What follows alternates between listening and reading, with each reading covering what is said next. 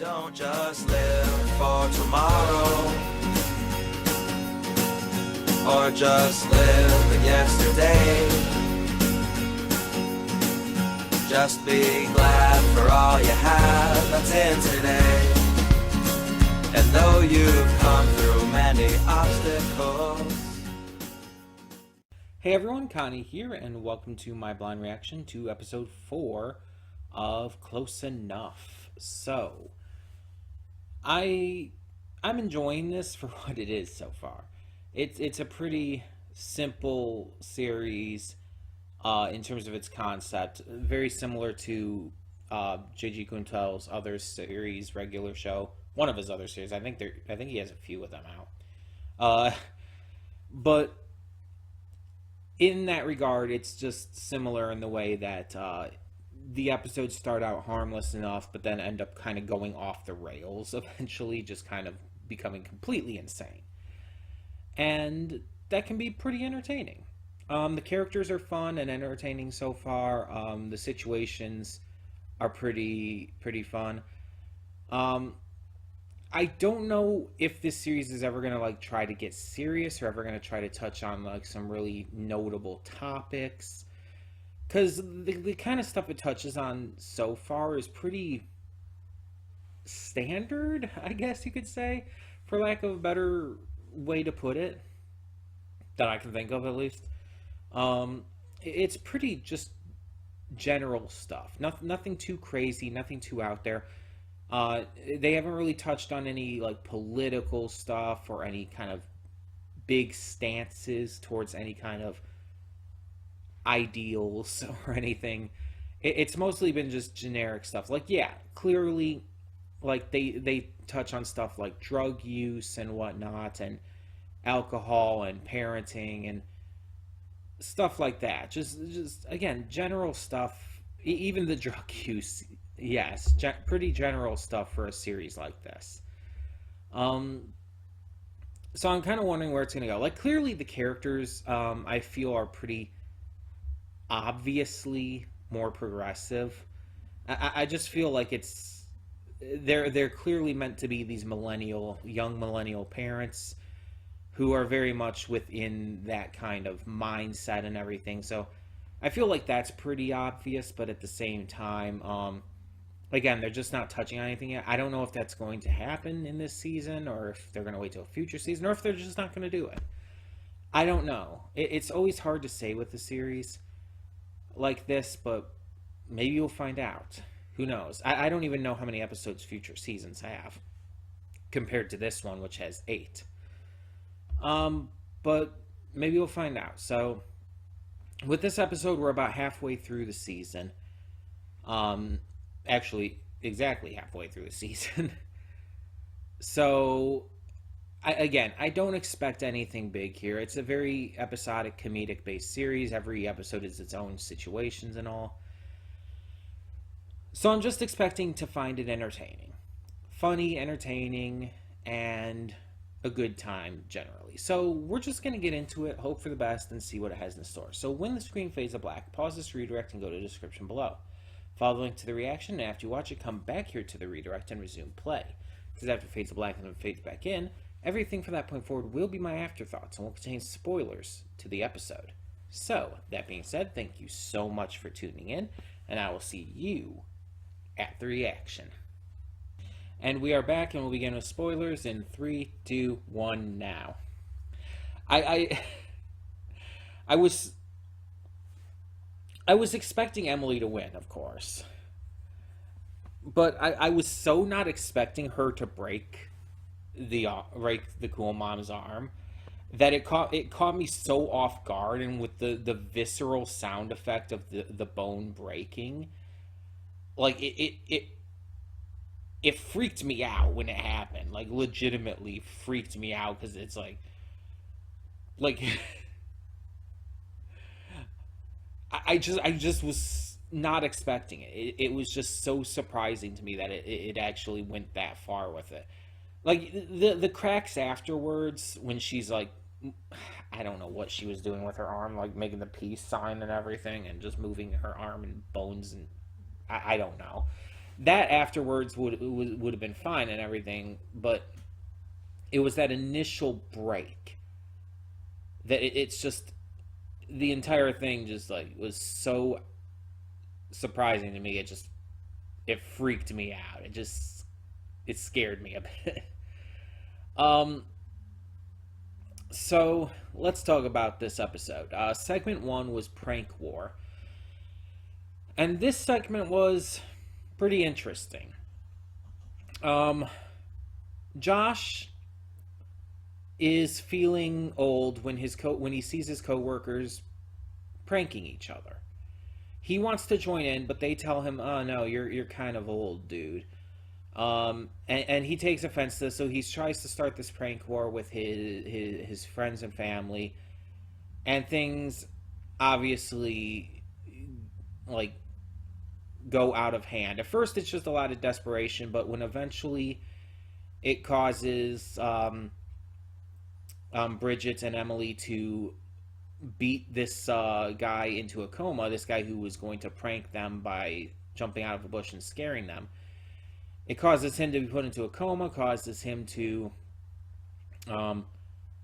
Josh to have to figure everything out and fix everything. And so Bridget and Emily have been arrested, so they have to try and bring the comatose bushman to the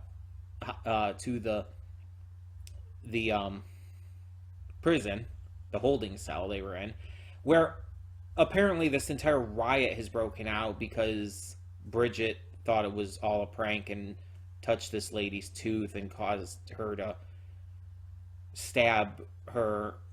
lady to stab Bridget in the hand, through the hand with a fork and everything, and it's just like shit went down really quickly. All during this, Candace is helping them get to the hospital by just, being in an insane sugar rush. They get there, Bridget is talking to the unconscious bushman and then eventually twists his nipples, and that makes him come out of the coma. And it ends with them back at the house. No charges were pressed. And apparently there was one last prank. Emily decides to pull one last prank. When they say there's not going to be any more pranks, suddenly one of the prisoners bursts through the wall and seemingly stabs Emily in the torso to death with a fork. Josh rightly freaks out until she reveals it's a prank. Josh thinks, "Oh, prank war's back on. Let's go." It's like, God, you're dumb. Oh, you are so dumb. It was a really wacky episode. The entire prank thing is obviously a goofy thing. I don't understand the entire thing about pranks are for young people. It's like, what? Like, when has that been a thing? Pranks are just suddenly a young person's game. It's like, what? Since when? Like, there are older people who pull pranks on others all the time, and it's like there's a lot of prank people on like YouTube and stuff who are over the age of 30, believe it or not. It's like, where did that idea come from? Like, what? And the funny thing I thought of while watching this is, like, I'm constantly like hammering in that Josh and Emily, like, being just over 30 and all, are not old and everything. And it's kind of funny because it's like I've had issues with that myself. I guess it's hard. I guess it's easier, I should say, to see other people over 30 or right around 30 as being young still than when it's yourself. Because it's like when like, especially around the time when I turned 30, which was back in January, I was really, like, legitimately depressed over the fact that I was turning 30. And, like, I was really heavily in a bad state of mind because I felt like, because I have a really bad thing about growing old. I have a fear of death. I have a fear of aging. Because I feel like it gets me closer to death and everything. It's like it's legitimate fears too. It's not just like a something I'm just like, oh, I'm just kind of a little spooked by. No, it's like legitimately terrified. And but it's kind of weird because it's like I can like jump to other people's defense. It's like, oh, these people or these characters are right around 30 as well. They're not old. They're still young. And I'll say stuff. I'll even say like people in their 50s and stuff are still technically young. But like when it comes to myself, maybe it's just because of the different perspective and everything, and maybe because I feel like sometimes like I feel older. It's just my mind kind of is mean to me. It makes me be mean to myself while I can be nicer towards others in regards to the same thing. And that kind of sucks. And I acknowledge that I acknowledge that it's dumb. I acknowledge that that mindset makes no sense and that I shouldn't be like mean to myself about that when I can like defend it for other people. But at the same time, it's not something I can exactly control or handle. It's like if it ever gets to a point where it's like, oh, I start feeling really bad about aging and everything, I will fall into a depression, even if I know it makes no sense, or I know it's illogical to feel that way. Even if I know I'm technically not old, I feel that way. It's an emotional thing. So I just wanted to talk about that as well. But let's talk about the second segment of this episode, which was a lot. So Candace is looking around at the other moms at the school, who are there with their kids and everything, and she ends up noticing the cool moms. They're the stereotypical cool moms too. You know, the one rides a motorcycle, the one has like this ripped shirt, this ripped sleeve shirt with all these tattoos, and it's like they're the very stereotypical meaning of cool. But not Candace. Emily wants to befriend them because she wants to be friends with the cool moms. It's like this is kind of a thing that I think a lot of people can relate to, not just like from a mother angle or anything, but like you can relate to wanting to be friends with cool kids in school. Like, yeah, I think everyone wants that to a degree. I definitely did. And I never was friends with the cool kids in school. I think the closest I ever got was in 11th and 12th grade when I was down in Georgia for 2 years, for those 2 years.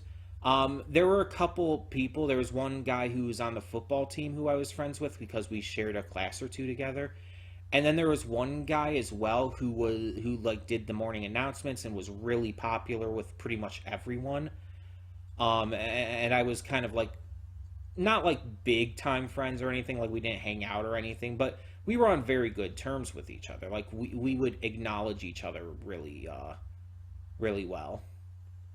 But it's like I would not say we were like the best of friends or anything. Like we didn't hang out after school or anything outside of school in general. But that was the closest you could get. But yeah, it's like, or I could get, I should say. That's the closest you could get to me having been friends with anyone who could be seen as the cool kids.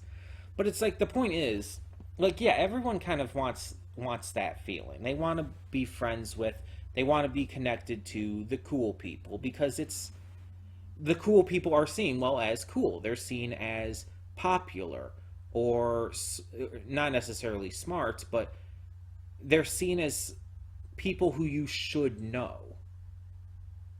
They just have that presence to them that helps them stand out. And the problem with that is when you look at someone on such a surface level, you tend to ignore the warning signs. And this episode kind of goes into that. The more Emily starts to hang out with this other mother, this motorcycle riding mother, she finds out that she's kind of a really shitty mother. she is absolutely a terrible influence for her child, who is in a really bad place, because she was raised that way. You can't blame the child for that. She was raised that way by her mother. And some things, and I think this is important, some things are very minor that this mother does to her child, such as like, oh, my daughter calls me by my first name. It's like, that's weird, but not that big of a deal. Like that's not that big of a deal, all things considered. Um, or the fact that she clearly teaches her daughter to be anti-capitalism. That's actually fairly good. Capitalism is fucking terrible, and yeah, teach your kids to not like capitalism. That's fair. I don't have an issue with that. But it's some of the other stuff, disrespecting of others and their boundaries and their property, such as, this girl smashing Candace's piggy bank for no real reason, and then just kind of like using the capitalism excuse and everything. It's like, that's not okay. You can't just like destroy someone's property. And on top of it, like, the entire thing about her telling her daughter, like, oh, go do what you want, I can't hold you down, I shouldn't hold you down, just make decisions, good or bad. It's like, excuse me? You just let your daughter basically do whatever the fuck without watching or caring or thinking about what she's doing, or trying to like help her make the right decision. It's like, the fuck? But I think it's important that they did have a couple little things in there that aren't as big a deal, because those are the things that you excuse, and unfortunately makes a lot of people unable to really acknowledge the worst things sometimes. It's like you excuse all these little things, so you see the bigger things when they come as, oh, okay, I can excuse those too. I've been excusing other stuff anyway.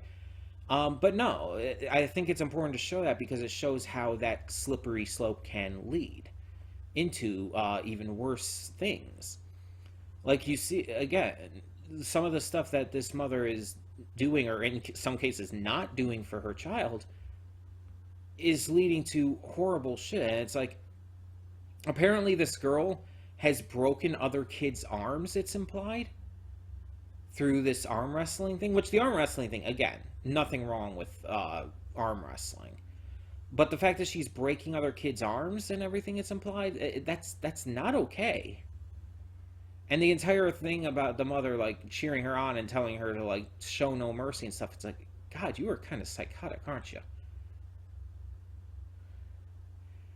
And it's just, it's wild to think about. But the thing is, there are people like this. Not just mothers, but fathers, or just people in general. There are people like this who act this way and treat others this way and think that it's okay.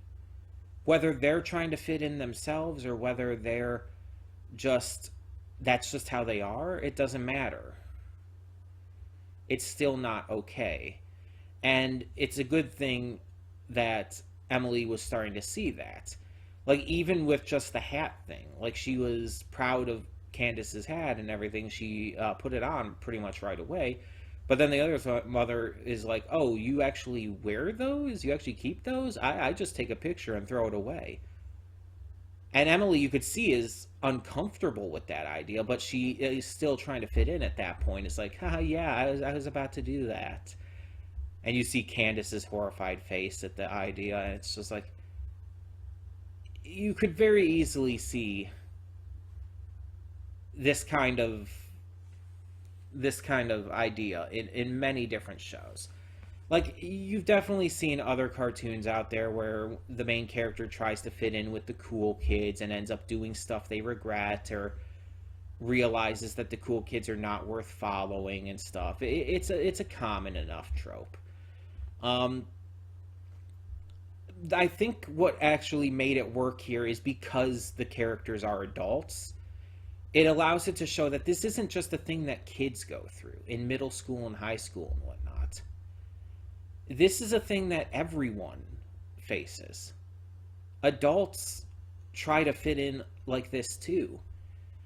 And you even see that Emily, by the end, wasn't the only one. This other woman who was in the group, this other mother who was apparently referred to by the others as so normal it's painful or whatnot, we find out that she was just within the group because she was afraid of them. That she didn't really hold their same ideals or act like them. She was just kind of encouraging them out of a fear of what else would happen. But at the end, you see, after like Emily stands up to that, this other mother congratulates her on that, and they set up like a play date for their children and decide to have like what is clearly supposed to be seen as a more healthy friendship with each other. And while all of this is going down, mind you, the guys are out doing their own thing because I think it's their landlord. Their landlord's son is freaking out because his mother is just mysteriously went away for the weekend. His mother's a cop, and because he apparently faced some kind of trauma, I would guess, when he was young, he was so afraid of her like never coming home. Because she was a cop and her job was dangerous, he was afraid of her never coming home, and that carried out into his adulthood, something he was clearly never able to work past. So him and the other guys go on a road trip to find out. They end up finding that this place is this like nudist resort. They break in, fight off the guards, and eventually reach to where his mom is. And it's kind of revealed that she was just there for a massage. That she was just there for to get massaged, to get some work done and everything, just literally as a resort. And the guy there, apparently it's maybe implied that they have a little thing going on, but especially when her son just calls the guy dad by the end, and it's just like, wait, you're jumping a little far ahead of things, my dude. But it was a really wild and wacky thing, because during it, a pterodactyl sign thing on a roadside attraction was brought to life by the light of God, and it became like this, I think it was supposed to be like some kind of Christian prophet thing, and it's like, oh my God, what the fuck? And it's just like telling them while it's flying them to where they're supposed to be going, like all about reasons to stone women and shit. And it's like, and I'm just like losing my mind over this. Oh my God. I'm not going to go into this all here, but yeah, there's issues with all of that. Speaking as a Christian and everything. But yeah, it's like there's just, it was a lot. And honestly, it was a little too weird. It was one of the few times in this show so far where I felt it like just went a little too far. And it was specifically because of the pterodactyl. Everything else I would have probably been okay with, but the pterodactyl being brought to life by the light of God and becoming like some kind of like Kirk Cameron type of character is just like, what the fuck? It was just, it was too much. It was too much, and it just felt like out of place. I'm not complaining, because it was like clearly meant to be mocking Christians and all. It's like I speak out against a lot of what a lot of Christians say and do myself. That's not my issue. My issue is specifically, it just felt too silly, too ridiculous of a level. It was a little much. Plus, honestly, I was just more invested in the cool mom stuff, in the cool mom story. That felt like that felt like the complete textbook definition of a B plot. It was so uninteresting by comparison. But either way, yeah, this episode, both segments within it, were still enjoyable. We're still fun and enjoyable and interesting. And yeah, I guess we'll see where it goes next time. So thank you all so much for tuning in. And for now, I'm Connie and I'm signing off. See y'all then.